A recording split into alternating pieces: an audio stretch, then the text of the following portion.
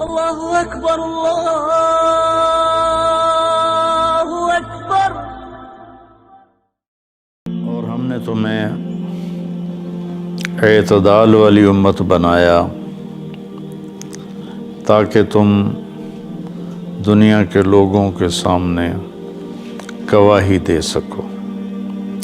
یہ ایک آیت کا ٹکڑا میں نے پڑھا ہے۔ روزانہ کی تلاوت میں سارا قرآن تو بیان نہیں ہو سکتا، جو آیت پیش کرنی زیادہ ضروری ہوتی ہے اس کو میں کوشش کرتا ہوں ہائی لائٹ کرتا ہوں۔ اس میں اللہ نے ہمیں زندگی گزارنے کا ایک پیمانہ دے دیا، ایک ترازو دے دیا ہے کہ ہم نے تمہیں اعتدال والی امت بنایا ہے۔ اس کی میں مثال دیتا ہوں، جیسے پہلے زمانے میں ترازو ہوتے تھے، اب تو ڈیجیٹل آ گئے۔ تو ترازو ہوتے تھے تو اس میں نا ایک کانٹا ہوتا تھا یہاں ایسے کر کے، اور ادھر دو پلڑے ہوتے تھے۔ تو جب وہ کانٹا بالکل درمیان میں ہوتا تھا، نہ ادھر جھکاؤ نہ ادھر جھکاؤ، تو اس کی اس حیثیت کو اعتدال کہتے ہیں۔ ادھر چلا جائے زیادہ تو بھی شدت پسندی، ادھر چلا جائے زیادہ تو بھی شدت پسندی۔ یوں ہو جائے دین میں بہت زیادہ، یہ بھی اللہ کو پسند نہیں۔ ایسے ہو جائے دنیا میں بہت زیادہ، یہ بھی اللہ کو پسند نہیں۔ اللہ تعالیٰ فرماتے ہیں کہ اپنی زندگی میں عدل پیدا کرو، انصاف پیدا کرو، اعتدال پیدا کرو، کہ جب دنیا میں لگو تو ایسے نہ لگو کہ تمہیں آخرت بھول جائے، تم جھوٹ کو حلال کر دو، سود کو حلال کر دو، اور سارے حرام کو کرتے چلے جاؤ کہ جی ہم تو گناہ گار ہیں، ہم تو دنیا دار ہیں۔ یہ بھی انتہا پسندی ہے، یہ اللہ کو پسند نہیں ہے۔ دنیا کی طلب ایک بڑا عمل ہے۔ اللہ کے نبی کا فرمان ہے، من طلب الدنیا حلالا، جس نے رزق حلال کمایا، جس نے دنیا کو حلال راستے سے طلب کیا، اس میں جھوٹ نہیں، اس میں دھوکہ نہیں، فراڈ نہیں، اس میں سود نہیں، اس میں ظلم اور زیادتی نہیں، اس میں وعدہ خلافی نہیں، کسی غلط چیز کی تجارت نہیں، شراب بیچتا ہے یا ڈرگز بیچتا ہے، نسل کو برباد کرتا ہے۔ تو جس نے حلال راستے سے دنیا کو کمایا، استعفافاً عن المسئلہ، کہ مجھے مانگنا نہ پڑے لوگوں سے، میں خوددار بن کے زندگی گزاروں۔ سعیاً علی اہلہ، اپنے بچوں پہ خرچ کرنے کے لیے کہ وہ عزت کی زندگی گزاریں۔ تعطفاً علی جارہ، اپنے آس پاس کے غریب لوگوں پر خرچ کرنے کے لیے، جو صبح بازار جاتا ہے اور اپنی جاب پر جاتا ہے، اپنی مزدوری پر جاتا ہے، وہ ریڑھی پر بیٹھتا ہے یا بہت بڑے پروجیکٹ کے آفس میں بیٹھتا ہے، اگر یہ چار باتیں اس کے اندر ہیں، حلال کماتا ہے، جابین رشوت نہیں لیتا، غلط کام نہیں کرتا، کسی کی فائل نہیں روکتا، بچوں پہ خرچ کرنے کے لیے اور پڑوسیوں کو نوازنے کے لیے، غریب پڑوسیوں پر خرچ کرنے کے لیے، اور سوال سے بچنے کے لیے۔ جو دنیا کو کماتا ہے، تو اب آپ خوشخبری سنیں، لقی اللہ تعالی یوم القیامہ وجہہ مثل القمر لیلۃ البدر، قیامت کے دن وہ اللہ سے ایسے ملے گا کہ اس کا چہرہ 14ویں رات کے چاند کی طرح چمکتا ہوگا۔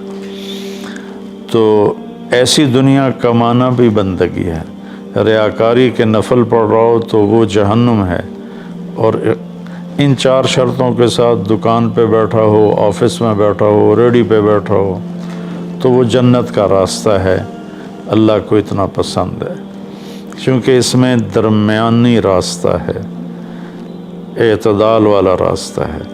اب اس میں انتہا پسندی کیا ہے دوسری حدیث پیش کرتا ہوں، تعس عبد الدینار و عبد الدرہم و عبد القطیفہ، تعس وانتکس و اذا شیک فلن تقش، ان اعطی رضی و ان لم یعطا سخطا۔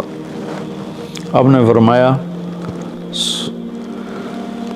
دینار کا چاہنے والا، دینار کا غلام چاہت تو سب کی ہے، سونے کا غلام ہلاک ہو جائے، چاندی کا غلام ہلاک ہو جائے۔ اللہ نے کائناتی معیشت کو، اکانومی کو سونے چاندی کے گرد گھمایا ہے، یہ اللہ کی اپنی قدرت ہے۔ تو اب یہ انتہا پسندی آ رہی ہے، جس نے آپ نے کہا ہلاک ہو جاتا ایسا کون؟ عبد الدینار، سونے کا غلام، چاندی کا غلام، اور زیب و زینت کا غلام، اسیسریز کا غلام، کہ حلال رزق میں ایسی نہیں مل رہا تو چلو کوئی ڈنڈی مار لو، کوئی رشوت لے لو، کوئی جھوٹ بول کے سودا بیچ لو، یہ ہے۔ تو اس کے لیے آپ نے بد دعا فرمائی۔ یہ بخاری شریف کی روایت ہے، آپ رحمۃ اللہ علیہ عالمین ہو کر آپ بد دعا فرما رہے ہیں کہ ایسے لوگ، چونکہ یہ لوگ جب دنیا میں جاتے ہیں تو اوروں کے حقوق مارتے ہیں، اوروں جو رشوت لیتا ہے وہ رشوت دینے والا پتہ نہیں کن مشکلوں سے اپنے کام کے لیے پہنچا ہوتا ہے، جس کو یہ دھوکہ دے کے مال بیچ دیتا ہے وہ پتہ نہیں کتنی مشکلوں سے پیسہ بنا کے مال لینے آتا ہے، اس کو یہ 2 نمبر ٹکا دیتا ہے۔ اس لیے ان کے لیے بد دعا فرمائی کہ یہ معاشرے کے لیے ناسور لوگ ہیں، چاہے یہ کتنے ہی نامور ہوں، لیکن یہ معاشرے کے لیے ایک عذاب ہیں، ایک مصیبت ہے۔ تو دنیا میں بھی چلو تو درمیانہ راستہ اختیار کرو، اتنے نہ کھب جاؤ میرے بھائیو کہ ٹوائلٹ میں بھی سودے ہو رہے ہوتے ہیں، پیشاب کرتے ہوئے۔ ابھی میں کراچی سے لوٹا تو لاہور ایئرپورٹ پر میں وضو کرنے گیا تو پیچھے جو پیشاب کرنے کی جگہ ہوتی، وہاں ایک آدمی کھڑا ہوا، گردن کے ساتھ اس نے موبائل پکڑا ہوا تھا اور بولے جا رہا تھا، بولے جا رہا تھا، بولے جا رہا تھا۔ یہ بھی کوئی زندگی نہیں ہے، کھانا بھی کھا رہے ہیں اور سودا بھی بیچ رہے ہیں اور پیمنٹ بھی لے رہے ہیں اور سودا کر بھی رہے ہیں اور ساتھ کھانا بھی کھا رہے ہیں۔ تو یہ تو کھانا زہر بن جاتا ہے، دماغ کی طرف سے آرڈر جاتا ہے کہ کھانا آ گیا ہے، تیار ہو جاؤ، معدے کو آرڈر ملتا ہے، ساتھ ہی فون کی گھنٹی بجتی ہے، فون اٹھاتا ہے تو آرڈر فون کی طرف چلا جاتا ہے، معدے کو آرڈر نہیں جاتا، غذا زہر بن جاتی ہے۔ تو ایسی دنیا کما کے کیا کرنا جس میں آپ کی صحت ہی برباد ہو جائے اور آپ اتنے مصروف ہو جائیں کہ گھر میں آ کر بھی کوئی بچوں سے دلچسپی نہیں، بس اپنے موبائل پر یا سودے کر رہے ہیں یا موبائل پہ کوئی گیمیں کھیل رہے ہیں یا کوئی مووی دیکھ رہے ہیں یا کوئی ڈرامہ دیکھ رہے ہیں۔ کتنی مائیں ہیں جو اس طرح اپنے بچوں کو جھٹک دیتی ہیں، وہ ڈرامہ دیکھ رہی ہوتی ہیں یا کوئی مووی دیکھ رہی ہوتی ہیں یا کوئی کلپ دیکھ رہی ہوتی ہیں، تو بچہ آتا ہے تو اس کو ہوں ہاں کر کے ٹال دیتی ہیں۔ میرے بھائیوں، میری بہنوں، اپنی زندگی کو وہ درمیان میں لاؤ، درمیان۔ میں ایک آپ کو مثال دیتا ہوں، گاڑی کے چاروں ٹائر میں ہوا بیلنس ہو تو گاڑی صحیح چلتی ہے، چاہے ایف ایکس کیوں نہ ہو، اور اگر ہوا اوپر نیچے ہے، بیلنس نہیں ہے، تو مرسڈیز بھی ہوگی تو وہ چلنے میں آپ کو تکلیف دے گی۔ ایک گاڑی ہے، انسان بھی، اس کو بھی بیلنس آف لائف چاہیے۔ کہ گھر میں آؤ تو گھر کے ہو جاؤ، فون آف کر دو اور اپنے بچوں سے بات کرو، بیوی سے بات کرو، ان کے ساتھ بیٹھو، ان سے گپ شپ کرو اور گھر کی باتیں کرو، گھر کے مسائل ذکر کرو، باہر کے مسائل کو گیٹ پہ چھوڑ کے آ جایا کرو۔ تو یہ تو دنیا ہے نا، اللہ نے اس میں ناپسند کیا ہے کہ ہم اپنے آپ کو زیادہ کھو پائیں، لیکن دین میں بھی اللہ نے ناپسند کیا ہے کہ ہم اس میں زیادہ لگ جائیں۔ لا تغلوا فی دینکم، اپنے دین میں انتہا پسندی پہ مت جاؤ۔ اللہ نے اپنے محبوب سے فرمایا فلا تذهب نفسك علیہم حسرات، میرے نبی آپ ان غیر مسلموں کو تبلیغ کرتے ہوئے اتنا دکھ نہ اٹھائیں کہ آپ خود آہیں پڑھتے پڑھتے فوت ہو جائیں۔ اللہ نے اپنے نبی سے فرمایا، نماز لمبی کی تو اللہ نے اس سے منع فرما کر فرمایا کہ ما انزلنا علیک القرآن لتشقی۔ اللہ نے اپنے نبی سے اعتدال مانگا، لا تبسطھا کل البسط، میرے نبی آپ مال خرچ کریں لیکن سارا نہ خرچ کریں، کچھ بچا کے بھی رکھیں۔ اللہ نے اپنے محبوب سے فرمایا، اس لیے تو اللہ نے زکوٰۃ کا نظام چلایا۔ تو اور ایک حدیث پہ پیش کرتا ہوں، 3 صحابہ آئے حضرت عائشہ رضی اللہ عنہ کے پاس کہ اللہ کے نبی کی رات کیسی ہوتی ہے، تو انہوں نے فرمایا کہ سوتے بھی ہیں اور اٹھتے بھی ہیں، نفل بھی پڑھتے ہیں، بلکہ آپ کی بہت خوبصورت عادت تھی، جب آپ تہجد سے فارغ ہو جاتے تو یوں کر کے لیٹ جاتے، ایسے کر کے، اور حضرت عائشہ رضی اللہ تعالیٰ عنہ بھی اٹھ جاتی تو آپ ان کے ساتھ اسی حال میں باتیں کرتے، گپ شپ لگاتے۔ تہجد کے وقت میں اپنی بیگم سے پیار محبت کی باتیں ہو رہی ہیں، اتنے میں حضرت بلال اذان دیتے تو آپ اٹھ کے 2 رکعت سنت ادا کرتے اور نماز پڑھانے کے لیے مسجد تشریف لے جاتے تھے۔ تو اتنی اعتدال کی لائف تھی، ہنسی مذاق فرماتے تھے، اور حضرت عائشہ رضی اللہ عنہ کو لقمے بنا کے کھلاتے تھے، ان کو آٹا گوندھ کے دیتے رہے جب تک حضرت عائشہ رضی اللہ عنہ کو آٹا گوندھنا نہیں آیا، کہ وہ چھوٹی عمر میں ان کی شادی ہوئی تھی۔ تو انہوں نے جب یہ سنا تو کہنے لگے، وہ تو اللہ کے نبی ہیں، وہ تو کچھ بھی نہ کریں، بخشے بخشائے ہیں، ہمیں تو کچھ کرنا چاہیے، کیا کریں؟ ایک نے کہا میں ساری رات نہیں سوؤں گا، نفل پڑھوں گا، کتنی اچھی نیت کی ہے۔ دوسرے نے کہا میں ساری زندگی روزے رکھوں گا، کبھی افطار نہیں کروں گا، کتنی اچھی نیت ہے۔ تیسرے نے کہا میں شادی نہیں کروں گا، بس اللہ کی عبادت کروں گا اور اللہ کے راستے میں جہاد کروں گا، کتنی اچھی نیت ہے۔ آپ کو پتہ چلا تو آپ نے تینوں کو بلا لیا، تو آپ نے ان کو ڈانٹ پلائی، تم میرے اللہ کو مجھ سے زیادہ جانتے ہو، تم میرے اللہ سے مجھ سے زیادہ ڈرتے ہو، زیادہ تقوی والے ہو، میں تم میں سب سے زیادہ اپنے اللہ کو جانتا ہوں، سب سے زیادہ اللہ سے ڈرتا ہوں، میں کھاتا بھی ہوں، روزہ بھی رکھتا ہوں، میں نے شادی بھی کی ہے، میں سوتا بھی ہوں اور میں جاگتا بھی ہوں، اور میں نے آپ نے تو 11 شادیاں کی، 9 بیویاں زندہ تھیں جب آپ دنیا سے تشریف لے گئے، تو آپ کی ایک خوبصورت زندگی تھی ان کے ساتھ۔ تو آپ نے تینوں کو ڈانٹا اور فرمایا کہ اعتدال کے ساتھ چلو، جس نے کہا میں شادی نہیں کروں گا شادی کرے، جس نے کہا میں روزہ نہیں چھوڑوں گا وہ روزہ چھوڑے، کہ مہینے میں 3 روزے رکھو بس، 13، 14، 15، اور جس نے کہا میں رات سوؤں گا نہیں وہ آرام بھی کرے اور اٹھے بھی صحیح۔ تو یہ زندگی اعتدال والی، اللہ کا تو دین میں انتہا پسندی اچھی نہیں لگتی، اور اللہ نے اس کو رد فرمایا۔ ہمارے بعض نادان دوست قربانی قربانی قربانی کے نام پر پورے گھر کو اجاڑ دیتے ہیں، اور انہیں احساس بھی نہیں ہوتا کہ کتنا بڑا نقصان کر رہے ہیں۔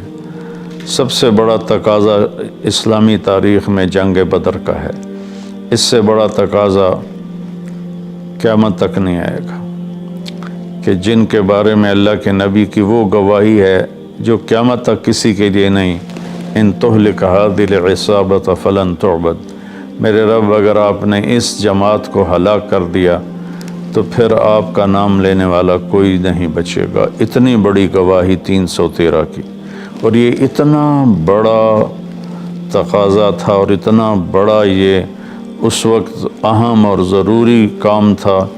آپ نکلے اور ذوالحلیفہ 7 میل دور ہے، جب وہاں پہنچے تو حضرت عثمان اور اسامہ رضی اللہ عنہما کو آپ نے واپس بھیج دیا، کہ آپ کی بیگم حضرت رقیہ رضی اللہ تعالیٰ عنہ وہ حضرت وہ حضور صلی اللہ تعالی علیہ وسلم کی دوسرے نمبر کی بیٹی تھیں، حضرت زینب پہلے نمبر پر، حضرت رقیہ دوسرے نمبر پر، ام کلثوم تیسرے نمبر پر، حضرت فاطمہ چوتھے نمبر پر۔ تو بیمار، ان کو چیچک نکل آیا تھا، تو ان کو وہاں سے واپس بھیجا کہ جاؤ تم رقیہ کی تیمارداری کرو۔ وہ جنگ بدر میں شریک نہیں ہوئے، میرے نبی نے واپس کیا، لیکن جنگ بدر کے شریک صحابہ میں ان کا نام لکھوایا، دونوں کا۔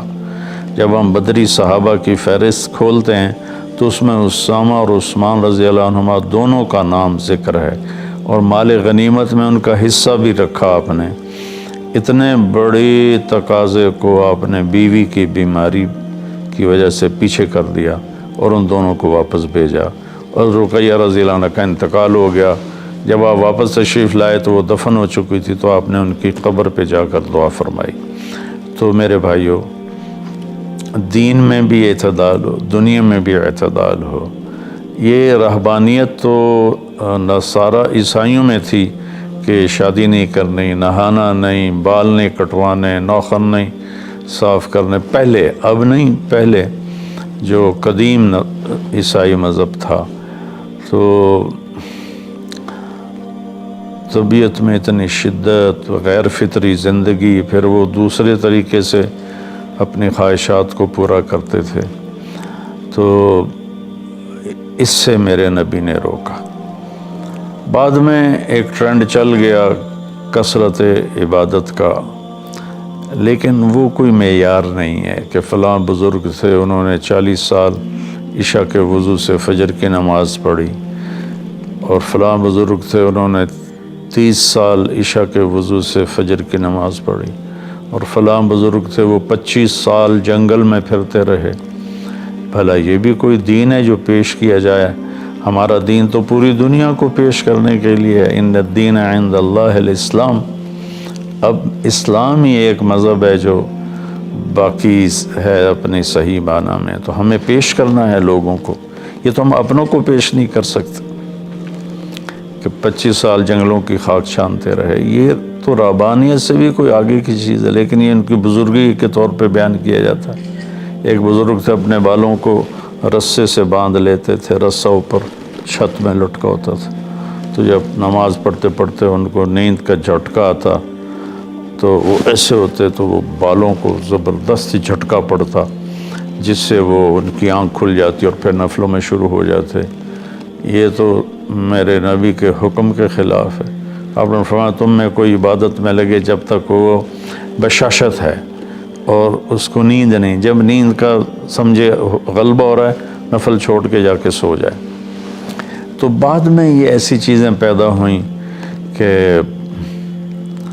سارا سال روزے رکھنا، اور کبھی ایسا کہ ساری رات جاگنا، یہ کوئی دین نہیں ہے، یہ وہ دین نہیں ہے جسے ہم پیش کر سکیں۔ ایک بزرگ کا انتقال ہوا تو میں تعزیت کے لیے گیا، تو ان کے بیٹے بتانے لگے کہ ہمارے والد صاحب صبح 3 بجے اٹھ کے نیچے اپنے کمرے میں آ جاتے تھے جہاں مریدین آتے تھے اور باقی جو ان کے اپنے علمی کام ہوتے تھے، اور رات 11 بجے واپس جاتے تھے۔ ساری زندگی یہ معمول رہا۔ یہ کوئی قابل ذکر بات نہیں ہے جس کو ہم بطور ایک نمونہ پیش کریں۔ میرے نبی نے اپنی زندگی کو 4 حصوں میں تقسیم کیا ہوا تھا۔ ایک حصہ لوگوں کے لیے، ایک بیوی بچوں کے لیے، ایک اپنی ذات کے کاموں کے لیے۔ آپ اپنے کپڑے خود دھوتے تھے، 9 بیویاں تھیں، آپ اپنے کپڑے خود دھوتے تھے، اور ایک حصہ آپ نے رکھا ہوا تھا اللہ کے لیے۔ تو آپ سے زیادہ مشکل لائف کسی کی نہیں، آپ سے زیادہ بڑا ذمہ دار کائنات میں کوئی نہیں۔ آپ نے زندگی کو 4 حصوں میں ڈیوائیڈ کیا ہوا تھا۔ تو اگر ہم دنیا میں لگتے ہیں تو حلال حرام بھول جاتے ہیں، جھوٹ سچ بھول جاتے ہیں، دھوکہ دیانت کو بھول جاتے ہیں، اور دین میں لگتے ہیں تو بچے بیوی بھول جاتے ہیں، اپنے کام کاروبار بھول جاتے ہیں۔ آپ دیکھیں اصحاب صفہ وہ تھے جن کا کوئی کام نہیں تھا، لیکن 10 مبشرہ میں سے ایک بھی اصحاب صفہ میں نہیں، خلفاء میں ایک بھی اصحاب صفہ میں نہیں، اور اصحاب صفہ کوئی دینی تقاضوں کے لیے فارغ نہیں بیٹھے تھے، اصحاب صفہ کا ٹھکانہ کوئی نہیں تھا۔ جب صدیقی دور میں ٹھکانے مل گئے تو اصحاب صفہ بھی ختم ہو گئے۔ تو بھائیو، میری گزارش ہے آپ سب کی خدمت میں کہ اعتدال کی زندگی گزارو، اللہ کے واسطے اعتدال کی زندگی گزارو۔ ایک صحابی آئے، بڑے مالدار تھے، کپڑے ان کے پرانے بھی تھے اور بڑے گھٹیا قسم کے تھے اور میلے بھی تھے۔ آپ نے ان سے فرمایا کیا ہوا، غریب ہو گئے ہو؟ کہا جی نہیں۔ آپ نے فرمایا تو اللہ نے جو تجھے دیا ہے تو وہ چاہتا ہے کہ اللہ تیرے اوپر اس کا اثر دیکھے، اٹھو جا کے کپڑے تبدیل کر کے آؤ۔ آپ نے ان کو واپس بھیجا، ان کے کپڑے تبدیل کروائے۔ تو یہ کہ کسی کو اللہ رزق دیتا ہے، وہ اچھے کپڑے پہنتا ہے، اچھی سواری استعمال کرتا ہے، اچھے گھر میں رہتا ہے، اپنا کاروبار دیکھتا ہے، اس کو دنیا داری نہیں کہتے۔ دنیا داری تو جھوٹ اور فراڈ اور حرام اور رشوت، جتنے غلط راستوں سے جو جانا ہے کاروباری زندگی میں، یہ دنیا داری ہے۔ عبد الرحمن بن عوف رضی اللہ تعالیٰ عنہ نے وراثت میں اتنا سونا چھوڑا کہ بچوں میں تقسیم کرنے کے لیے وراثت کو کاٹتے کاٹتے آریاں ٹوٹ گئیں۔ 1000 گھوڑے، 10,000 بکریاں اور 1000 اونٹ، یہ مال مویشی ان کے پاس تھے، اور زمینیں الگ تھیں، لیکن وہ 10 بڑے صحابہ میں ہیں، ٹاپ 10 صحابہ میں ہیں۔ تو بھائیو، رمضان کا مہینہ ہے، اللہ سے مانگیں کہ اللہ ہمیں اعتدال والی زندگی نصیب فرمائے۔ السلام علیکم۔